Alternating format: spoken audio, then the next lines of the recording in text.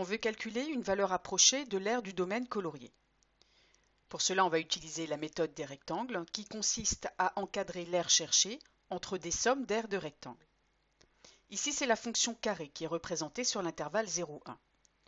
On va partager cet intervalle 0,1 en intervalles de même amplitude sur lesquels on va construire des rectangles. Commençons par en construire 10.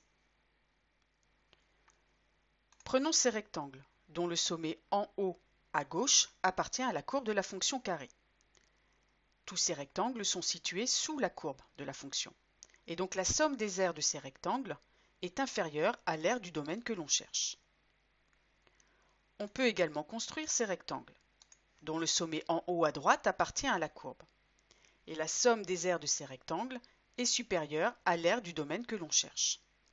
Donc l'aire du domaine que l'on cherche est comprise entre la somme des aires des rectangles bleus et la somme des aires des rectangles rouges. On obtient ici un premier encadrement. Maintenant, si on augmente le nombre de rectangles, l'amplitude de l'intervalle diminue.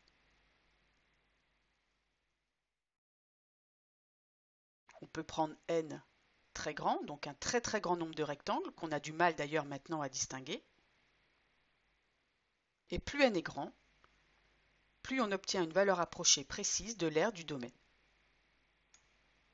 Donc ici, on peut dire que 0,333 unités d'aire est une valeur approchée de l'aire du domaine colorié.